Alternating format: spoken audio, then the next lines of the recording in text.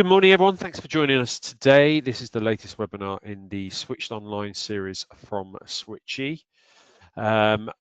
Just a couple of housekeeping items for this morning.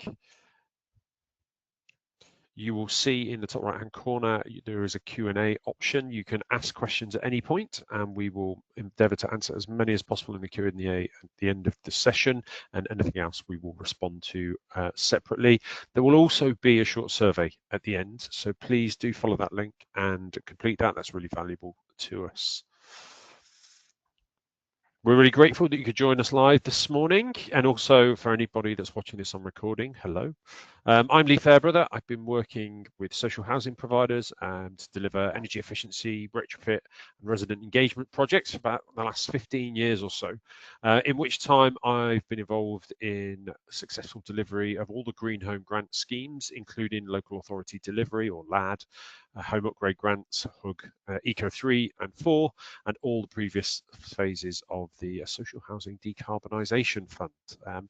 I'm joined today by our Delivery Director, Michael Poynton. Michael?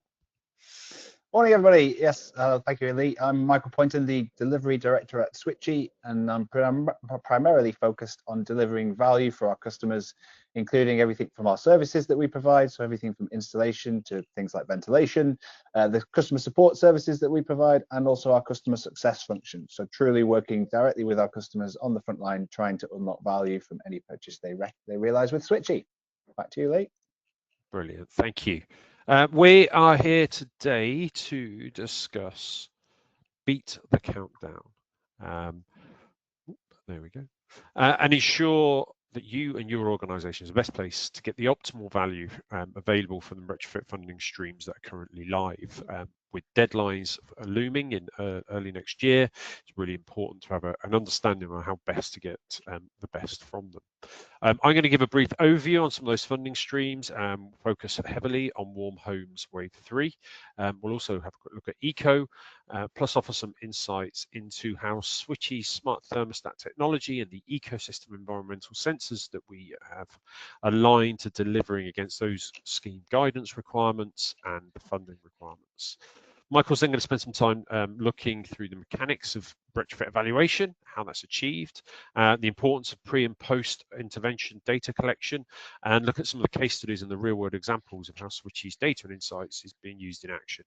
To provide an overview of retrofit dashboard, which is new function that we're starting to offer, and how that can support with your ongoing needs.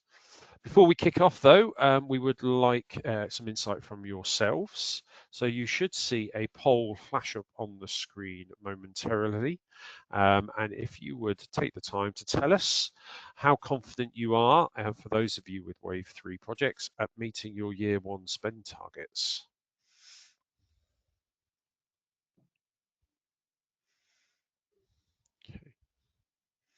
Is anybody with us working on a Wave 3 project at the moment? They're fantastic. Just give it a couple more minutes for everybody to respond.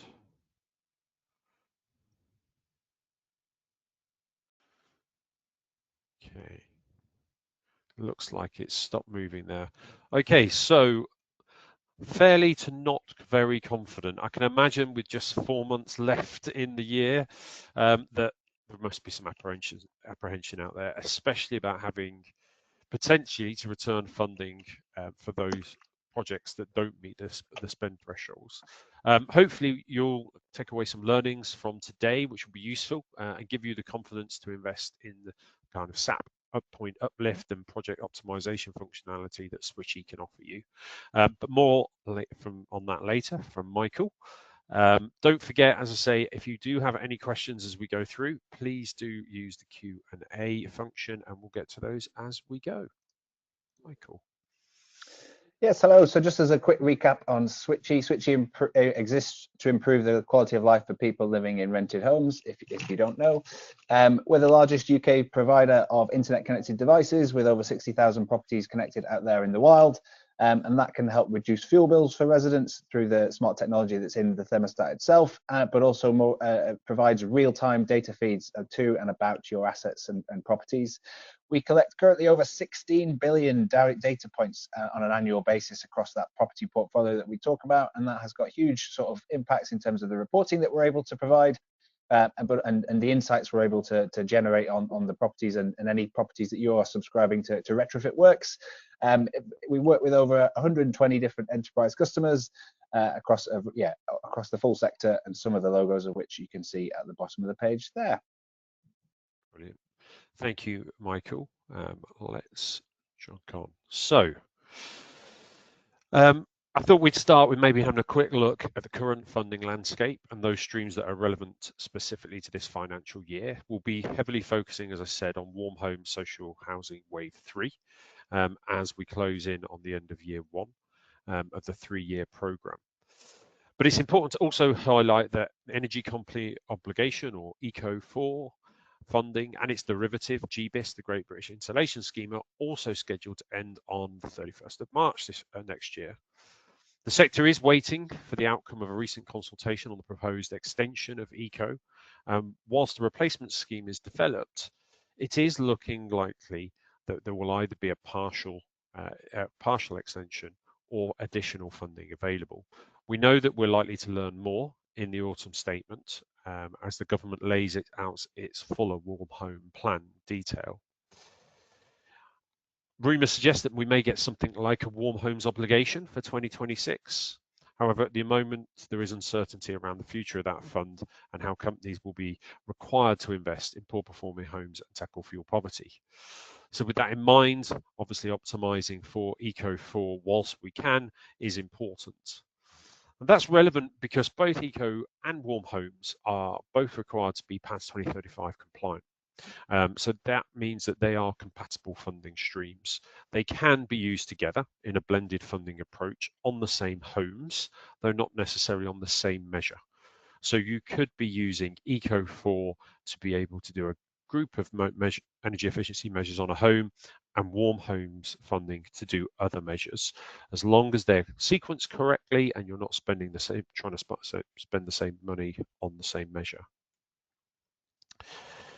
ECO, then, you may be aware of, the Energy Company Obligation. We all pay through our energy bills a levy, which the energy companies have to invest in the worst performing homes, and those homes with the highest probability of being in fuel poverty. As a smart thermostat, Switchee holds an innovation status in the ECO scheme as an energy efficiency measure. And that reflects that we can provide greater energy and carbon savings than similar products of the same category. With a 1 to 2 point average SAP uplift, that means that Switchee devices not only attract funding as an eligible core measure, but that funding comes with a 25% uplift. So allowing you to get more investment into your homes. There's a common misconception, I believe, across a lot of social housing providers we speak to, that social housing homes aren't eligible for ECO, whereas the status of social housing means that by default they all are. So there's a real opportunity to leverage this in the closing months of the scheme to try and invest in homes.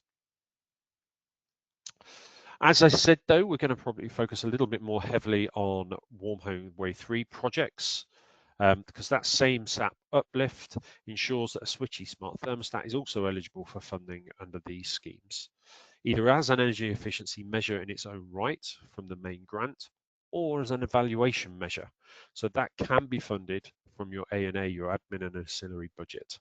And this is important because depending on which side of the pot of the funding you use, it can be installed ahead of the other measures, which is especially important for collecting at least one heating season's worth of performance data pre-retrofit.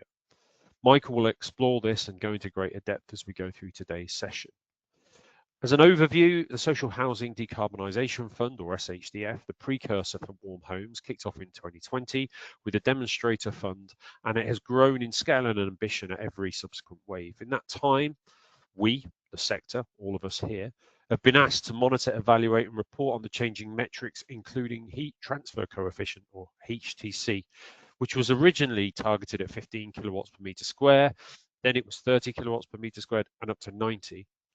The heat transfer coefficient provides a true evaluation of the actual energy used to heat a home, and was incredibly difficult and time consuming to, as well as being very intrusive generally, to get that figure before the introduction of the SMETA methodology. So using smart technologies like our own to take real data from within a property without having to get residents to be decanted.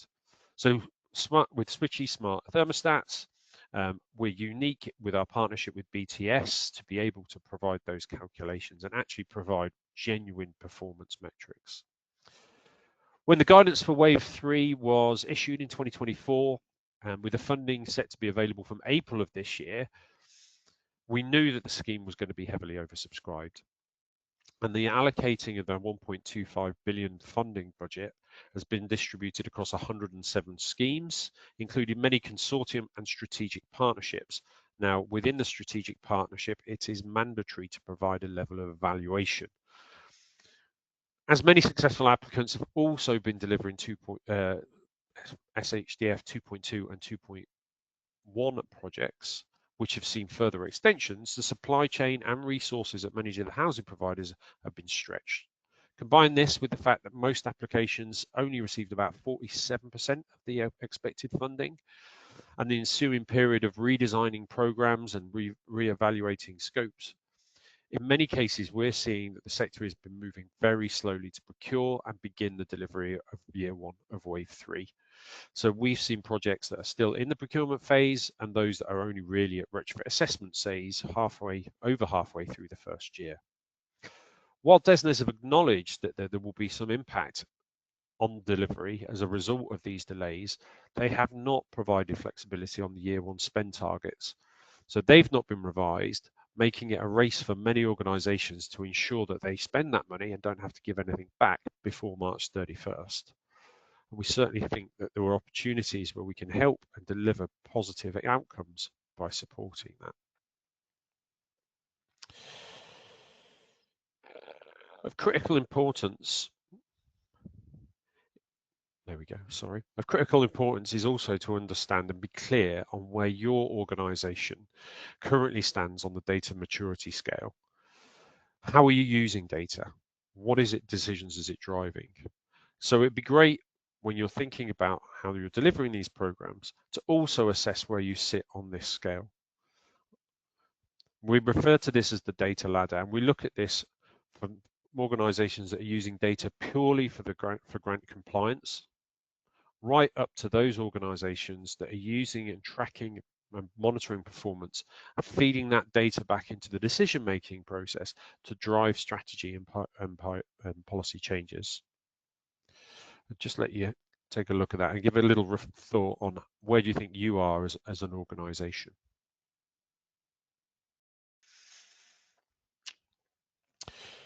So when you understand where you sit on that scale, it may be easier to assess what you can use the data and insights to achieve.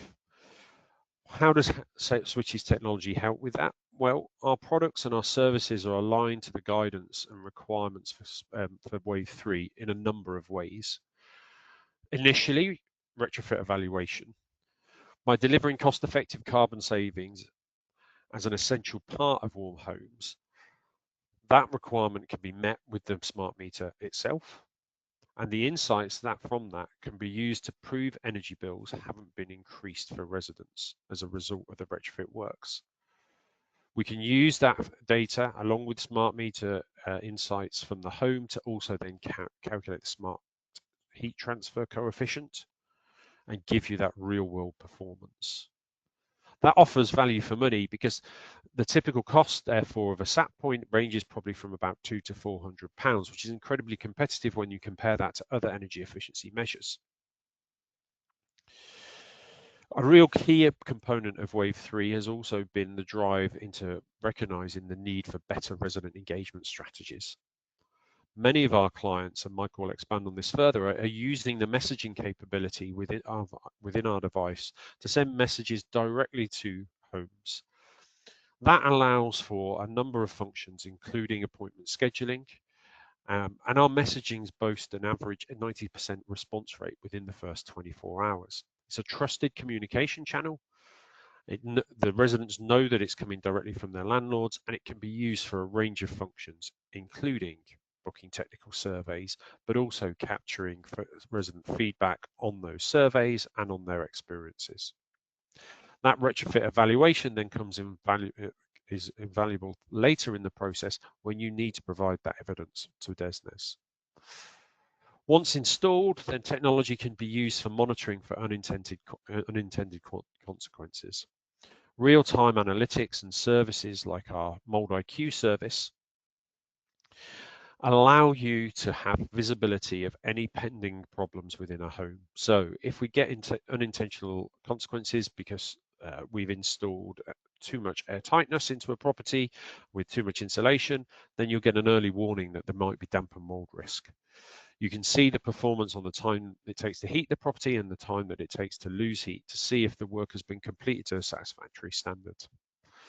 All of this obviously helps you and your organization tackle fuel poverty.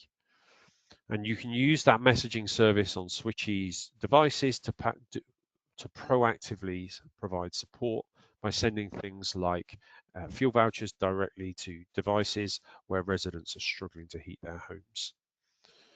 And the seamless integration between our systems and your own that allows technologies to connect with things like air source and ground source heat pumps to allow for optimal energy saving, to make sure that they're being used correctly and to flag when they're not, so that you can offer support and advice to residents to ensure that they keep their energy supplies in control. Now, how do we go about doing this? Well, you may be familiar with Switchee's smart thermostat, but we've been growing the ecosystem of devices and technology that we use in order to be able to provide the broadest service possible.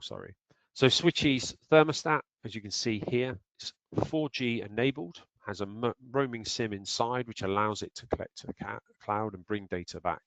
Packed within the thermostat itself is an array of sensors, which include temperature, humidity, light movement, and pressure. In addition to that, it also has a Z-Wave chip. Now, residents can sign up to a mobile app, which means they can also remotely control this device, program their heating and control it when they're away, just in the same way as you or I might pay for a service like Hive or Nest. The Z-Wave chip within the thermostat, which acts like Bluetooth in buildings, it's an established industrial low-frequency communication protocol, allows us to pair with a whole range of peripheral devices which can bring back other data sets which are useful for evaluation in a number of different ways. I'm sure you may have seen our recent partnership with Ventaxia, which allows us to bring back telemetry from their fans, looking at the performance, so you can see when it's on, when it's off, what boost mode it's in, what flow rate it's running at, and ultimately you will be able to change that remotely. There's also an array of sensors for air quality, energy clamps for multi-zone heating, and Michael will go into depth into how they're being used on some of these projects as well. We can also then bring back data through the cloud through additional internet connected devices, as well as external data sources like EPCs, external weather conditions, and external humidity conditions. By sending a message directly to the device, where there is a smart meter installed, we can also get consent for the resident to share smart meter data, which we can then use to help calculate a smart HTC. And all of this comes back through our cloud, through our patented algorithms, and then is surfaced as a series of risk metrics and performance data on the Switchee portal, which all of our clients can have access to. We recognize, though, that there's multiple ways to use that data, and the portal is incredibly powerful for real granular analysis on a single property level. But we also have integrations with different housing management systems, including Salesforce and NEC. But more frequently, our data is taken via the Open API into your existing data lake, along with your data from your other legacy systems, and then visualized using something like Power BI. And that reporting functionality gives a huge amount of flexibility to bring in data from multiple sources. I'll let Michael now explain how we've been using this in real life and how our clients are using this, and give you some real strong use cases. Thank you, Lee. So on the next slide, this is a little bit around how we start to help clients meet the requirements of the Warm Homes Fund. So firstly, it's around proving bill reductions or that there has not been any net increase to the resident living in the home through any of the retrofit works performed, and also validating retrofit outcomes. So to Lee's point previously, how do we unpack and prove that what we've intended to do has worked? And we've kind of got three primary drivers for that. The first one that Lee just alluded to previously is the Switchee thermostat front and center on this page. Within there, we've got the 5 sensors that are tracking the environmental conditions in the home, and also the communication protocol that enables you to unlock better communication with your residents. This can further be compounded with some other additions to the ecosystem. The first on the left-hand side is the energy clamp. That's Z-Wave paired to the Switchee thermostat, and that can enable you to track whole home or individual appliance energy production or energy consumption. So you can clamp this to things like solar PVs to understand what the generation of solar PVs is, so anywhere through heat pumps to whole home electricity consumption to understand what their heating system is consuming. So a super powerful tool to be able to look at individual appliances or whole home consumption.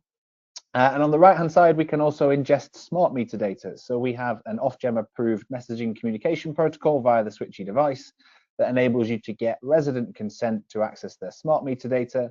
And that can include up to 2 years of historical data via the smart meter interface. So you can then see what has been the impact of any pre and post monitoring, and see if there's been any net change to the energy usage within the homes as a result of that. Combining a combination of these three together can be an incredibly powerful tool set to enable you to unlock and validate retrofit outcomes. What this can mean in reality, if you look on the next slide, is we can look at, oh, sorry, no, I've got myself muddled up in the slide order. So what we talk about is the value of importance of pre and post analytics. So hopefully you can start to see that what you really need is that pre-retrofit works data set. So best in class is that you've got environmental monitoring present as of yesterday, ideally, and that really gives you the best opportunity to establish baseline reporting across your properties that are going to have retrofit works performed. And you can also start, if it's been in for a long period of time, you can also start to understand if there's any trends and differences across different occupants. So if you've had a void property that's been turned around, you can start to see if there's any differences in terms of how the home is lived in. But if yesterday is not a reality, now is also the perfect time to get involved. So it is not too late. What we typically recommend clients to do is install measures as soon as possible to establish that pre-monitoring data period. And really what you need to achieve is 21 days of significant temperature differential between the outside temperature and the inside to enable you to perform things like the HTC calculation. Obviously, it's got very cold this week, and as a result of that, now is the perfect time to be starting to capture that. But we'll work with clients to typically recommend as a minimum 4 to 6 weeks to give yourselves the best possible opportunity to capture those 21 days of pre-monitoring data that's going to be so instrumental as you move forwards in your project. Then obviously the retrofit works start, and that can lead to a complete schedule of works. Again, what we like to work with our clients on is to make sure they record the dates of those intervention dates. So what work was performed, what was the scope of those works, and when were they performed? Because what you can then actually do is tether the intervention dates to see any change in the data and tally the two together. And then we work typically for a minimum of 60 days post that period to look at post retrofit works monitoring.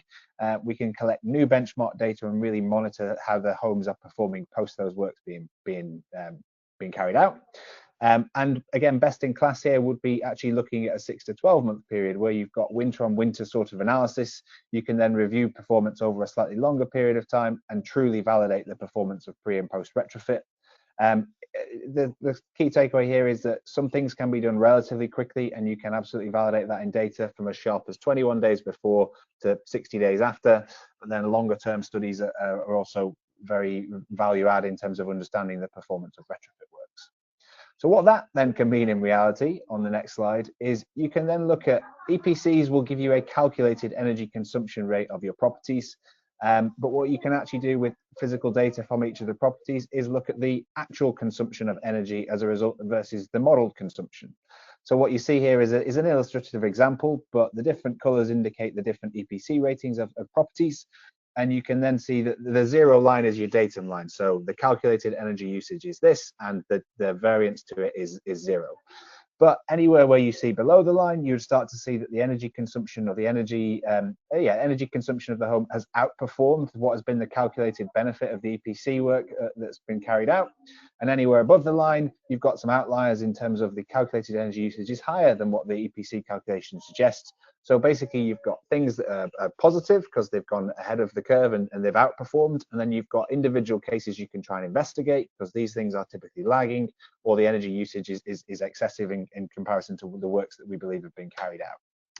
So we think that can be quite helpful and impactful to understand both aggregate performance across the whole retrofit works, but then also individual property performance. But what's really important is we also take a moment to reflect on what are you trying to achieve as part of your deployment. So we like to specify with our clients as well and try and just share with them a framework that we work with, which is on the next slide, which is our Venn diagram for how IoT is deployed and what role it can play within your organization. So we look at our Venn diagram for IoT deployment across housing, and it typically sits across three key intersections. IoT sits really nicely in the center of people, the location, so the geographical location of the home, and also the physical asset. So what's the build type, the archetype, construction of it. So from a people perspective, IoT works really well when you're trying to demonstrate residents back to demonstrate benefits back to the resident, when you're trying to embed an effective communication strategy in line with the residents' needs, or when you're even trying to understand their occupancy habits to optimize works and increase the chances of success of those works being carried out. From a location perspective, if you click on Lee for me, you can really understand the climate variability. So where are you by geographical location in the country? How does building orientation have an impact and play a role, whether it's north facing, south facing, or somewhere in between? And what impact does the surrounding environment have? Is a building typically sheltered from direct sun exposure, for example, or otherwise? And then finally, the impact of no access as well as that part of the location. If you have to send engineers a long way across the country to try and gain that, and then they don't get access, that has huge financial pressures to organizations and lots of wasted time. So IoT can help transform some of those outcomes by validating that residents are going to be in and give you the best possible chance of access. Finally, on the asset side of things, we like to establish effective environmental monitoring. So making sure that you're truly understanding the performance of that asset within your portfolio. You're able to demonstrate both that short term in terms of the timelines we just went through on the previous couple of slides, and also the longer term impacts on performance. So really helpful for that. And then also making sure you've got a good spread across your archetypes, across your property portfolio. Really to try and make sure you're able to make good long-term strategic decisions using the most up-to-date data that you have access to. So what we've done at this point moving forwards is we're going to share a few examples from clients we've worked with that typically straddle two of these different intersections on the Venn diagram, and some of the value we believe that you're able to take from this sort of intersection. So the first one we're going to share on the next slide, or these are some of the client examples that we're going to share with you. And the first one we're going to share is an example from Fairhive. So if you click to the next slide for me, Lee. So Fairhive, we hosted a webinar with Fairhive a little while ago, which was all about retrofit outcomes. And again, these are just a couple of screen grabs taken from that webinar. What Fairhive have been able to do with the power and support of Switchee is they've been able to validate that the retrofit works have had the intended improvements that they intended at the outset. This is an example of external wall insulation and the improvements that have been seen on the left from the total time the property spends above 18 degrees and therefore not in fuel poverty, the heat loss rate in terms of hours, and so therefore the longer it takes you to lose heat, the theory, the less heating you will use because you're retaining your heat better. And then finally the heating usage in terms of hours, and that trending down is a really nice indicator that the resident is financially better off as a result of this. So they're able to demonstrate that on an aggregate basis here, so across all of their pre and post retrofit properties. And then on the following slide, they were also able to demonstrate on a per property basis the difference that they saw. So they were able to trend and see the differences that each of the retrofit works has had. Again, for the same three metrics, so the heat loss rate, the average daily heating, and the total time spent above 18 degrees, clearly seeing that there is clear positive improvements in most cases across those properties. But you're also able to then investigate any outliers to that and try and understand if the works have been performed to the specifications and if there are any sort of outstanding issues that need addressing. So that's been a really nice use case to collaborate with Fairhive on. Furthermore, we've then also worked with Manchester City Council And through this, we're able to use a combination of the messaging protocol on Switchee and also the monitoring capabilities to understand heat pump performance and understand how residents were interacting with heat pump performance. For anyone that's been involved with heat pumps, there is a bit of a change curve that has to happen, and that has to happen with the resident. And if you're used to a conventional gas boiler system, that change curve can take a bit of time. So through the environmental monitoring data, we were able to identify residents that weren't using their heat pump effectively, and we were also able to identify those that were. And through the use of that data, we were able to quantify that using them to setting them at a consistent temperature and leaving them to perform in the way that heat pumps do best, they were able to unlock savings of up to £416 per year across a resident's home. So we're able to work directly with residents, both via messaging, but also with the local housing officers, to try and transform the ways in which residents were using those heat pumps to ensure they were working as effectively as possible. That's been a really nice collaboration as well. And then final one example on this across people and assets is some further work we've done with Together Homes. And this is an example of all of their properties across the Switchee portfolio. And what you see on the chart here is the average time to heat on the y-axis and the average heat loss rate on the x-axis. If you click on for me one, Lee. Great. So what you see basically here, you end up with a position where you're looking at individual property performance, and you can start to see the location of the dots gives you an indication of homes that are performing particularly well or homes that are sort of outliers as part of this. In this case, you want an average heat loss rate to be as high as possible and the average time to heat to be as low as possible, and you end up in that green quadrant in the bottom right-hand corner. And in the top left, you would like an average time to heat. Well, if you have an average time to heat that's very high and the average heat loss rate is very low, you lose it. You're spending a lot of money heating the home and you're losing heat incredibly quickly. And so you end up with your worst performing properties in the top left. What we're able to do is then look at the intersection between a new build development that had Switchee deployed versus the average for this client's portfolio. And so that is the orange dots showing on this chart here. And what you can see is that there's quite a variability in terms of performance. These were homes that were in theory all built to the exact same standards and specification. They were all therefore expected to perform much in line with each other. But also more importantly, they were also expected to be of the top spec, so EPC A grade kind of performance properties. And you saw a level of variability. What you are then able to further do is add another proof point onto here, which is the size of that bubble, which is the next chart that they just clicked onto. And that shows you the heating usage in terms of hours. So to sort of paint a picture of this being a better position, that bottom right quadrant that is the better performing homes, typically you can see that the bubble size is a little bit smaller. And in the worst performing quadrant, the bubble size is a little bit bigger. So generally speaking, you're seeing a trend between average time to heat being quite high, heat loss rate being very, very low, so retention, and then people having to use more energy usage. That ultimately hits residents in their pocket because they're spending more money on their energy. And you're able to look at this and understand the drivers behind it. What this led to was an investigation on a per property basis, looking at the extreme outliers from the average, and able to actually uphold standards that were any gaps that were shortcut. There was some hard deadlines on the project, and there were also some timelines that they were trying to hit. Those deadlines meant that occasionally some works were sort of not to the standards that were expected, which then led to poor performance. And we were able to demonstrate that through data, which ultimately led to some conversations that were had behind scenes and went to zero cost to the client. They were able to get remedial works performed on their homes. This was hugely powerful for them to be able to use the power of data to understand that, and then also help them, assist them in conversations that they were having with their contracting partners. Looking at then from some of the other use cases, so around the people and the location side of things, we also have been working with SNG recently on their Warm Homes partnership. So they've been looking to roll out 4,500 homes across a number of years. With SNG particularly, we've used and lent into the communication side of our offering to really help transform their retrofit journey for their customers. One of the challenges that they have faced is getting resident access and also keeping residents bought into the end-to-end journey and the end-to-end process.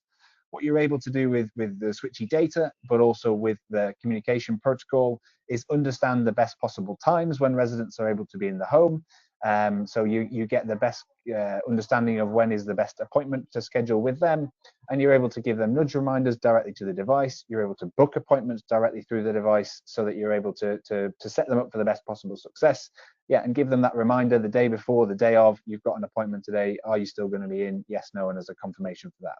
So this is the flow we've worked with SNG, which looks like a joint contact at the start. So it's a combined co-branded letter from SNG and Switchee.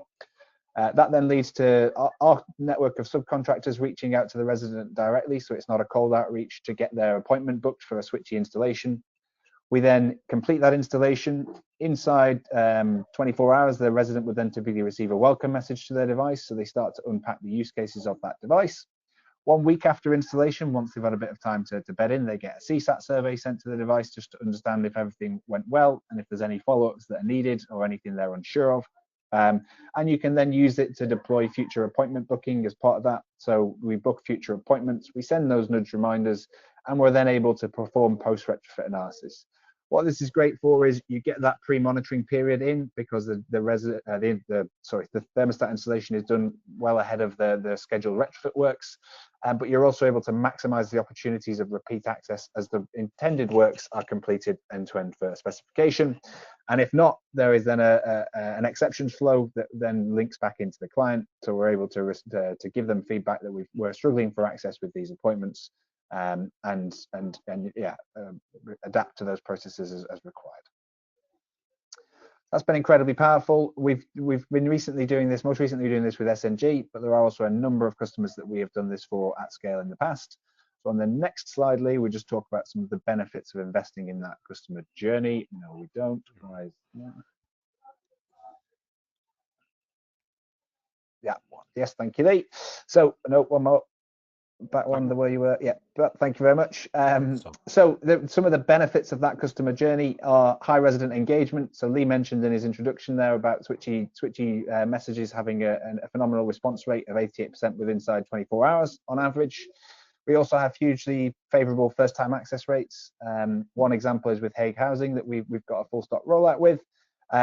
They had a previous first time access rate of between 65 and 70%, and we've been able to increase that to an excess of 98% by the use of the appointment scheduling feature, and that is typically for their annual tenancy renewals and any housing officer visits that are going through as part of that. And the other one is that increased capacity for surveys and resident feedback. It's a really cost-effective tool and scalable tool to solicit resident feedback. Romford Flagship, as an example, had a 400% increase in the number of surveys that they're able to collect and improve their data quality on the back of that. So they're getting real-world, at-scale resident feedback around that. They were fortunate to receive an 89% response rate within inside 24 hours. It can really help with ways of working, so giving you real-time access for installations, surveys, and that message engagement throughout the process. And you can set up reporting cadences, so you're starting to understand if you've got any issues with resident responsiveness as part of that. So we passionately believe it can be a transformational tool as part of your retrofit journey, which is one of the examples we're sharing here. And then finally, one of the other things then, so combining some of these things together and how we've collaborated with clients, such as those mentioned in the past, we've then started to build out our retrofit dashboard. So this is a sneak peek of something that's coming very soon. This is how Switchee can help support DESNZ requirements and Wave 3 guidance at scale. So if you're able to pull together some of those timeline views, pre and post monitoring data, you can then look at heat loss rate, time to heat, temperature in the home and humidity, for example, on a per property basis, but also at scale, so an average across your fleet. So you can start to see what's been the average pre-works, what's been the average post-works, and then also dive into any individual properties that are outliers both positively or negatively to try and understand exactly what's driving that performance and why. So we're finding this to be pique a lot of interest with clients at this moment in time. It gives them very effective ways to report on the performance of their retrofit works, and it's something that we're getting a lot of client interest on. So watch this space, more to come on that, but do feel free to reach out to us with any inquiries on this, or if you'd like to unpack this a bit further. It just gives you a good overview of any change across your retrofit works. Before we throw it open to any, oh, sorry, go on, Lee. No, I was just going to say that's fantastic, Michael. I'm really excited about the retrofit dashboard. There's a lot of powerful data there. Oh yeah, me too. So yeah, 3 key takeaways from this. There's no time like the present to start for your pre-retrofit monitoring. The earlier you get it in, the more data you're going to have access to, and therefore the more you're going to be able to demonstrate the impact of any works that are starting. So we would love to talk with you to discuss any of that, and do feel free to reach out to us. It's really important to clearly define your business aims and objectives and the role that IoT can play within it. So that's looking at that data ladder that Lee shared as part of his presentation, and then also that Venn diagram here. So the intersection between those 3 points. And then, yeah, please don't be shy. Please do come and talk to us to better understand your asset performance. We'd love to co-create and work with clients to help them achieve the objectives that they're setting at the outset. So yeah, we're going to throw it open to you at this point and give you a chance to ask any questions. Thank you, Michael. That was excellent. So much that can be done with data. There has been a couple of questions coming through in the chat, and I've been endeavouring to answer those. There's a whole range to go through. From your insight, Michael, how can the data from Switchee devices help streamline the project management and reporting side of these types of projects? So firstly, I think it takes the myth or any debunking away from it from a client perspective. So sometimes we get overwhelmed with he or she who shouts loudest, and actually I think it's good to look at the data to try and identify anyone who's from a silent resident perspective. So if you're able to put some form of environmental monitoring in, you can then start to look at the averages across your property portfolio, and you can then see any changes, both positive and negative, that have occurred as a result of that. So for me, what environmental monitoring does is it gives you a scalable, repeatable approach that you can apply, and you're also able to play that resident back in certain situations, that data back in certain situations to residents to sort of demonstrate the impact that they've been able to achieve. There will always be issues, there will always be snags and things that need to be worked through together. And that's sort of part and parcel of works in life, but you're able to use the data to complement those discussions and also to demonstrate what's been the impact at scale as opposed to on a property by property basis. That's great. I've also been asked, what level of technical support do Switchee provide during project delivery? Good question. So we will flex that based on the requirements of the projects. We've got an amazing technical support function, so we're sort of contactable via phone, via web chat, via email, via text message, bizarrely, and we provide sort of ad hoc support as part of those processes. That can be on a consultative level of compatibility checks to start with, and sort of as part of those onboarding processes, how can we assure that Switchee is compatible with whatever systems are maybe being installed as part of retrofit works.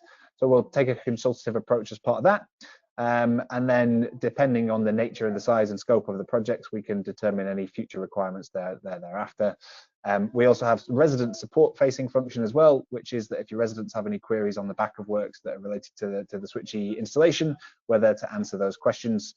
And then we also, finally, we have a further sort of customer success function, and their aim to unlock success with our customers. So that's directly working with our clients. And that's on a project by project basis, but looking to work together to ensure that we're able to achieve the objectives of the project and what we're setting out to achieve. Fabulous. I think it's also worth pointing out that in response to a number of these projects over the last few years, we've developed something called the Switchee Trusted Installer Network, or STIN for short. So many of the projects we're working on, especially with Wave 3, where resources already allocated or stretched, clients can come to us directly, and we will pick up the entire installation and project management element. That means that the teams are going into homes to complete installations, and then there is other work around that they can support with and pick up, which can vary massively from gas safety checks to electrical checks to completing a new EPC. So there's a number of different ways we can support the implementation of a Wave 3 project and try and get it to run as efficiently as possible. Number of questions coming through here as well. How do you see innovation, maybe one for both of us, innovation measures shaping the next phase of kind of retrofit policy? What are you hearing from clients that you're speaking to? I hear lots about inclusive rent, heat inclusive rents, actually, and the idea of pay for performance are two sort of trends that I'm seeing. heat inclusive rents, I think, is something that's going to take a long time to bring to market, but I think would be incredibly impactful and powerful. The chart we showed previously around the number of heating hour usage, the fact that you've got different residents in different situations, that essentially they will be paying more on their energy bills irrespective of the performance of their home, is an interesting one, and sort of something that I'm personally quite passionate about. In terms of paying for performance, again, it's a similar concept, but it's the idea that if you're guaranteeing the performance of the home based on the cost of these retrofit works that are going in, the idea that environmental monitoring can help you validate that the performance is meeting the specification and the standards that are coming as a result of that. I think that could really help transform the policy landscape as to, and help us sort of modernize EPC scores in my eyes. Yeah. How No, about you, Lee? Anything you're further hearing? yeah, well, I strongly agree. There was actually a couple of consultation papers published yesterday. One of them looking at alternative low carbon heat sources, things like far infrared. So I think that will start to inform um, the landscape a little. Um, Whereas there's been a heavy focus on heat pumps up until now, where we know that heat pumps aren't necessarily suitable for all properties because of space constraints. But to your first point there about heat inclusive rents, I know that we'll be publishing research early in the new year about a warm homes project, warm rents project, that we worked on with a number of housing providers. Whereas rather than react to the cost of damp and mold and disrepair issues in a home, housing providers have paid for the heating up front at the start of the season, and we've been able to fix the heating to a minimum of 18 degrees to remove those kind of damp and mold risks and fuel poverty risks. So some fascinating research there, and I think we'll start to see that more frequently as well. I know that you're with clients this week. Any questions that have come up specific to retrofit in the conversations you've been having? Can you help us go quicker? um, not huge, to be fair, in terms of this week on retrofit. We've been more DMC focused this week on site. So yeah, sorry, that's damp, mold and condensation rather than any other acronyms. So yeah, not huge retrofit questions that I've actually taken this week. Cool. Bit of a naff answer, sorry. No, not at all. A question from Jonathan in the chat. It says heat pumps are most efficient run for 24 hours. How does that link to the heating hour data? I think it's safe to say heat pumps should be left with a temperature target all of the time, and they will then only cycle through and come on to maintain that level of heat. So they won't constantly run for that full 24 hours. They will be topping up as they go, which will then influence the number of heating hours. I think that's right.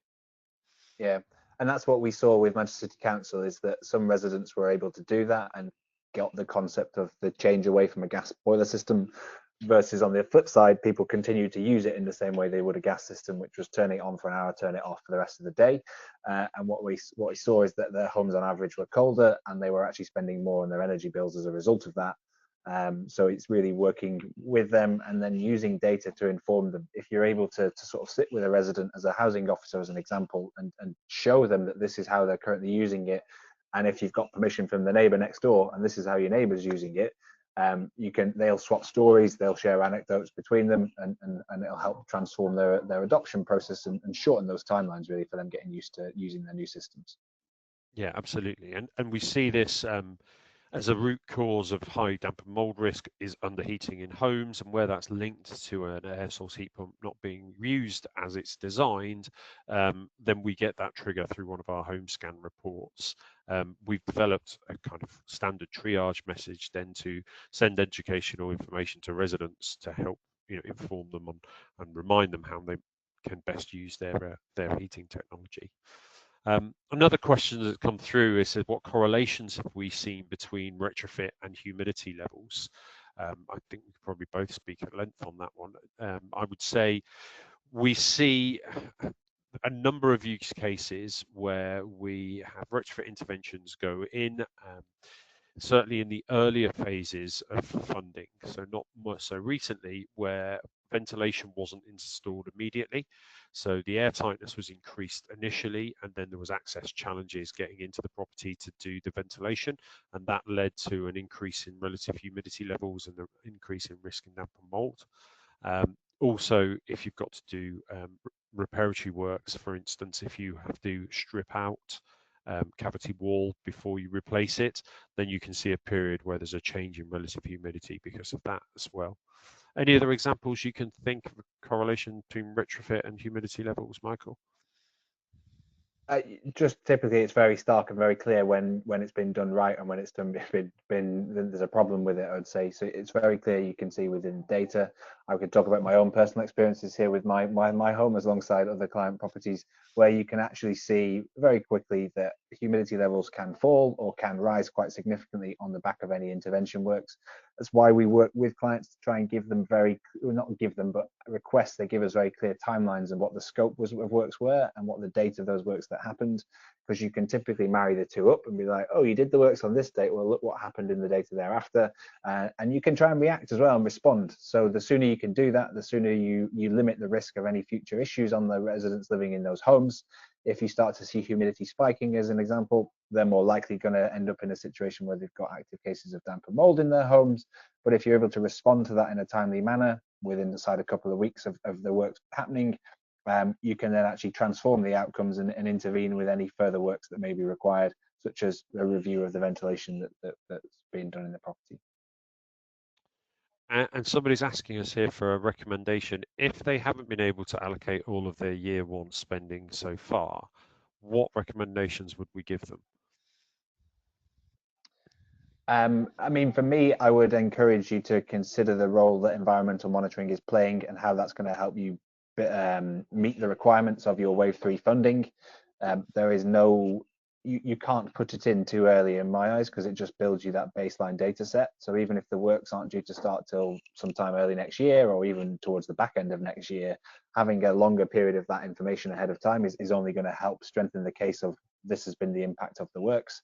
So if you're looking for a place to spend it, I strongly encourage you, obviously from my perspective, to consider Switchee, but just to consider how you invest in that environmental monitoring strategy and whether that is outlined. Yeah, I think I would echo those thoughts. A couple of questions about Eco4, just to reiterate the deadlines. So as it stands, until there's been a response to the consultation, Eco4 is scheduled to end on 31st of March next year. We're expecting another tranche of funding to be issued in January, released rather by the energy suppliers, but very much that work will want to be completed by the end of February for lodgement purposes. So any organisations that do think they have an interest in exploiting some of that funding, our recommendation is to move as quickly as possible. Warm Home Social Housing Fund itself, year one ends at the end of 31st of March 2026. Year three ends 31st of March 2028. There is already within the guidance an extension until September 2028, which is work that can only be completed with the match funding pots from housing providers. As we've seen with Wave 2 this year, technically it's been extended out another 6 months.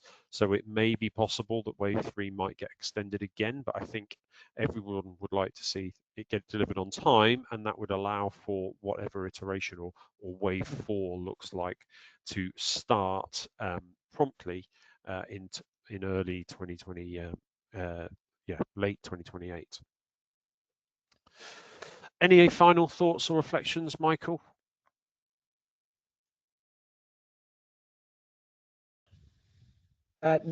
No major ones, just don't be bashful in terms of asking any questions. We're sort of here, we work across a large variety of clients, and therefore we're sort of very open to sharing some of those learnings that we may have had, and also always love to co-create, collaborate with our clients around what they're trying to achieve. So it's an open door, and by all means, don't be afraid to go and ask us for any help and support.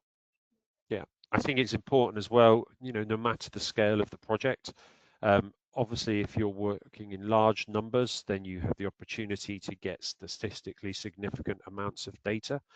The value of that is that you can then use that to predictively model across the rest of your portfolio. But even if you're doing relatively small retrofit projects, the data will be invaluable because you'll be able to model that and project that out over similar property archetypes. So even if you're only doing a handful of homes, the impact on those individuals will be different, and therefore whether you're doing 5, 10 or 5,000 properties, the environmental data will become increasingly important in this scheme and the evaluation of future schemes as well. Thank you all for your questions in the chat today. Anything that we failed to pick up, we will drop people an email. I'm conscious of the time, so I'm going to give everybody a couple of minutes left, a couple of minutes back today in their schedule. But thank you very much for joining us for Switched Online. Beat the countdown to funding deadlines. We hope you found today's session useful. Thank you again. Goodbye.